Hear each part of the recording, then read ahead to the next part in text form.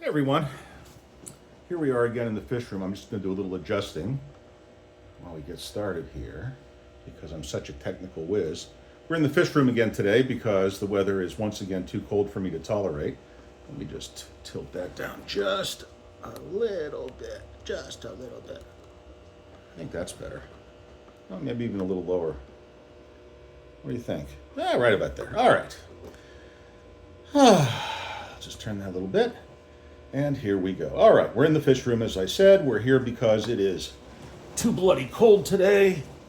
I just got out of the shower. I feel great. I feel tan, rested, and ready. And I thought we'd have a little chat today about doomsday prepping. Now, what brought that to mind as the subject of today's discussion is that I was surfing YouTube, and I don't know about you, but sometimes I'm afraid to respond to some of the things that pop up in my YouTube because I know that if I even indicate the slightest interest in anything new or interesting, the next thing I know, I'm going to be completely deluged with similar content.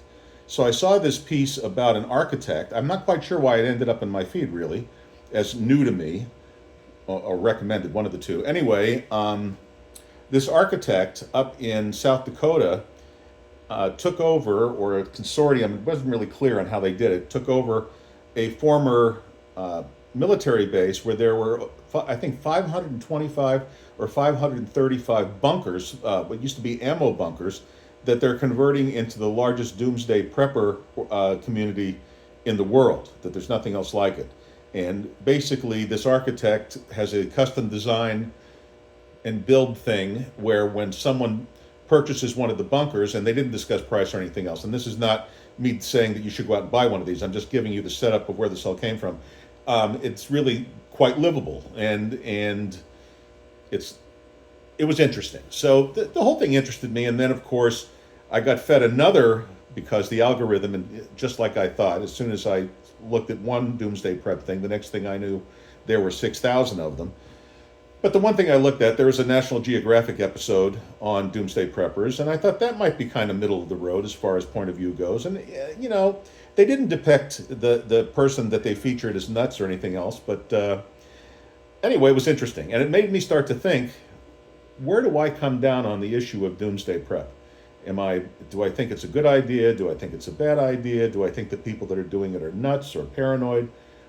Where do I stand? And first of all, those of you who have been listening to me or reading my Substack or have gone to the 1964plan.org and read my white papers and so on and so forth know that my basic point of view is that we've already gone over the cliff, we just don't know it yet. And so really what the government's doing and what the mainstream is doing and what the elites are doing, not just of the United States, but of virtually every country in the world, is they're basically reshuffling the deck chairs on the Titanic. I think that the world's experiment with fiat currencies controlled by central banks and fractional reserve banking as just three good examples. There are lots of other reasons why have created a world floating in a sea of debt that cannot be repaid, and I believe we've gone past the point of no return already, and that it certainly isn't the end, but it is at the very least the beginning of the end, and I don't believe there's anything that can be done to stop it.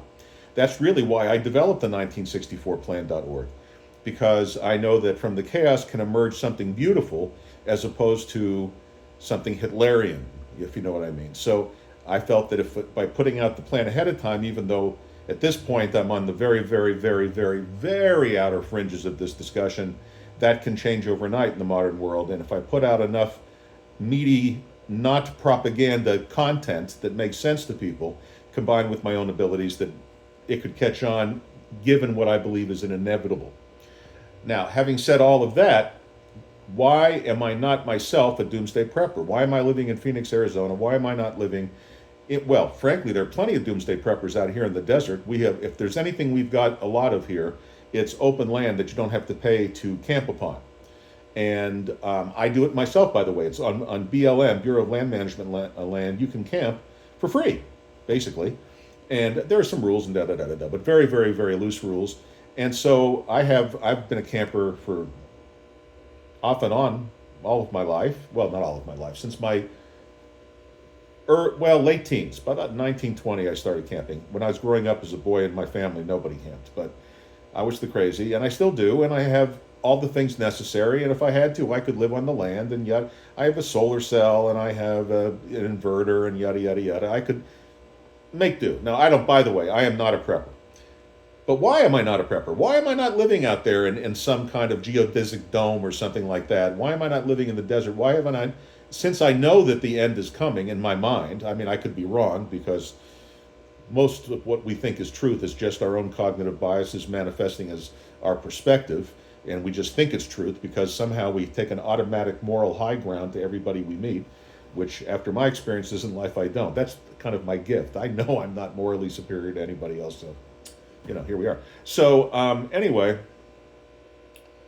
why not? Well, first of all, as those of you who've been following me for a long time know, I do sort of prep. Now, when I say sort of prep, I mimic, to an extent, my Mormon friends. Living here in Arizona as I do, and doing business as I did for years in Mexico as well, and living in a border state to Utah, Utah is to Mormonism what Israel is to Jews, sort of. I'm probably making a blown analogy. I'm sorry if I did. Please don't write me letters and tell me that I blew that. It's just kind of how I see it. Okay, anyway, and I hope if it's offensive to anybody. It's not going to be offensive. Anyway, where was I? So Mormons, I think, religion aside, and I don't discuss people's religions. I respect all religions.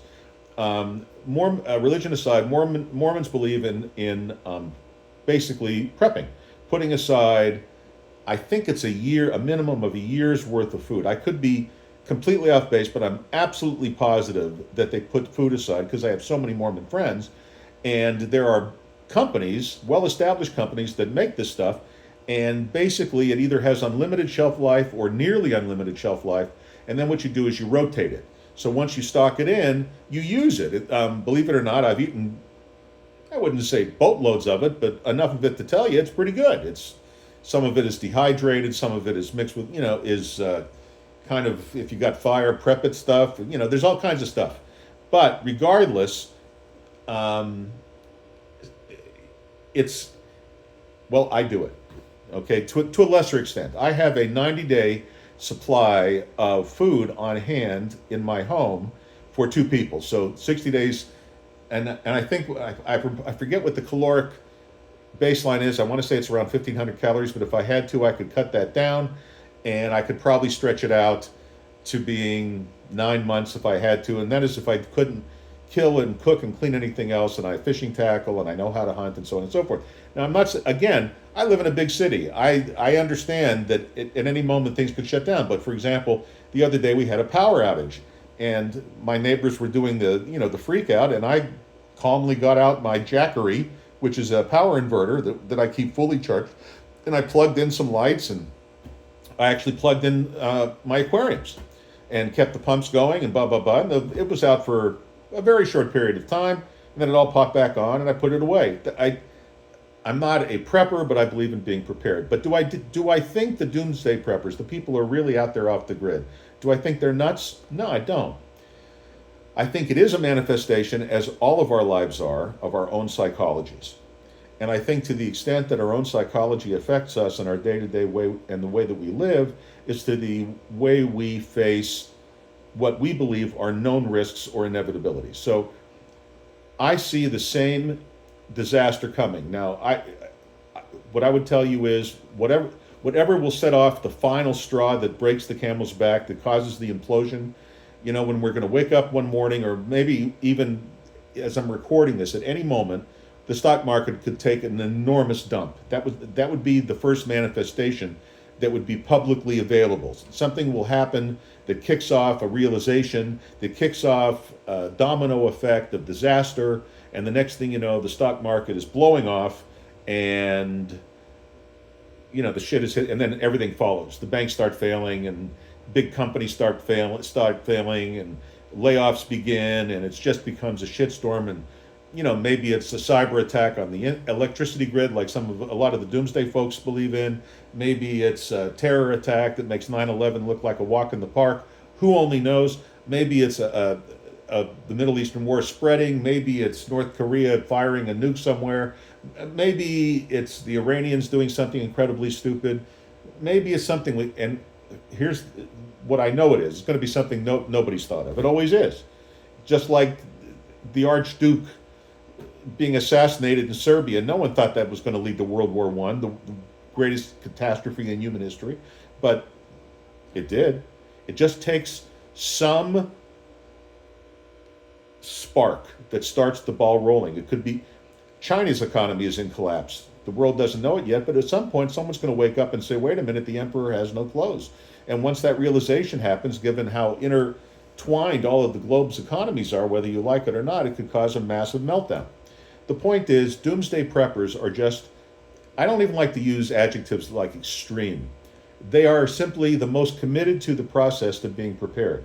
And they enjoy the lifestyle of being ahead. Their own psychology, they do not see them. I realize that we could, me sitting in my fish room with the electricity running my aquariums, and, my dog's over here, there's Pepper, and then there's Morty, my cat, and, life is good, and my temperature, it's freezing cold outside, but it's not freezing cold where I'm sitting. I am prepared. I'm not going to starve to death, and I'm prepared to defend myself, and I have the wits and the knowledge to camp if I have to do what I have to do, but I'm not out there ahead of the curve because I would not be comfortable. Okay, I enjoy camping for a stretch. I don't enjoy camping for a lifestyle. Okay, so, and although obviously most of these folks have much better than, they're not living in tents mostly, they're living in cabins or shelters of some kind, some clever, lots and lots of innovative ideas out there among the preppers. They enjoy, I'm 100, I've known a few, not a huge collection, but I've known a few. They enjoy the lifestyle. They enjoy the feeling of being that independent, and I think that's awesome. They don't feel like they're trading anything else. They're not using the internet. Some do actually. I mean, if it's not like they're Amish. If they get a signal, they'll take it. That's not it. They just aren't dependent upon the signal. But some live way out where there is no signal, and regardless, just like, for example, I have a desire to speak around the country, and my dream way of doing that, just because I enjoy the lifestyle and it gives you time to meet people as you go, is by RV. And I understand the pros and the cons and everything else, but I kind of, that lifestyle appeals to me, but it's a very small lifestyle. But when I look at the RVs that it's very downsizing. Like the aquariums would have to be given to friends to take care of, and so on and so forth, while I'm out doing this. And my thought would be to speak around the country, and basically my hotel room moves with me, so it's not to waste donor money on silliness as I spread the word as to what goes on. But anyway, when I look at RVs, a lot of them have like optional bedroom TVs and things like that. I mean, I can watch anything I need to watch on my computer screen. I'm just not one of those people that feels attached, but other people would feel like they were sacrificing. The point is, if you don't miss it, you don't suffer for it. But if doomsday preppers enjoy their lifestyle because of whatever their own psychologies may be, positive or negative, whether they might have high paranoia, but if you think about it, think all the way back. Here's how I defend how doomsday preppers think. And I'm not making, I wish this was an original analogy, or story, or whatever the hell it is, myth. But imagine that there are two proto-humans, two early human beings, and they're in the grasses of Africa. We all come from Africa, from around Kenya, roughly. We're all from basically Kenya.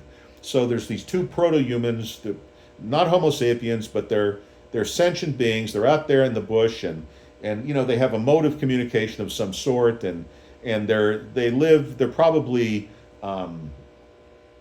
I don't know, nomads. There's no cities, no villages, anything maybe villages. And they're out there, and they're in the grass, and they hear some rustling. And the one proto-human says to the other, "What do you think that is?" And the other proto-human says, "Oh, it's nothing, it's just the wind." And the other one says, "I think I'll just go in." And meanwhile, the one that was cautious and goes in is fine, and the one that said it was just the wind gets eaten by the lion hiding in the grass, or the saber-toothed tiger, or whatever. And I'm sure I'm lousing up what continent which one grew on which, but that's not the point. Caution is never going to kill you. So a person that lives with a high degree of what someone else might call paranoia, that's just perception. From the standpoint of the doomsday prepper, it's totally rational. And while every Mormon I know lives in the modern world and works in business and mostly educated and have terrific family structure and so on and so forth. And they're doing the prepping as laid down by the church. None that I know personally live in the sticks. I mean, here in Phoenix, there are thousands and thousands and thousands of people who belong to the LDS Church, and they're on the grid with the rest of us. They're just prepared. What if? And in their religion, I guess there's some kind of Armageddon kind of thing. I know it's a Christian religion of some sort, and I know Christians. I know, as sure as God made little green apples, someone's going to watch this and send me a message on how Mormonism is a cult. I don't want to get into it. Okay? Listen, from the standpoint of this Jewish agnostic, I really do not want to get in the middle of a fight over which Christian part is correct or not correct or is not. It's just not my fight. You guys want to slug it out? I think it's insane to fight it out over who has the best invisible friend. Just as a side note, there have been, the reason I'm agnostic is that it's a historical objective reality. There have been approximately 10,000 gods that various civilizations before ours had, before we got to today, where basically Jehovah, Allah, and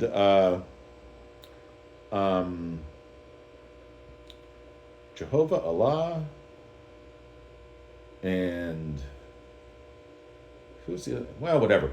That are all basically the agreed upon God, but that's just the latest, and I doubt God exists. But anyway, I'm not an atheist because atheists are such assholes. Look, I'm going to wrap this up because I've gone on long enough. But are doomsday preppers crazy? No. You just have to do what you think is right and look at your own abilities and what you think is reasonable if the shit should hit the fan. That's it for me. Peace out. Have a beautiful day.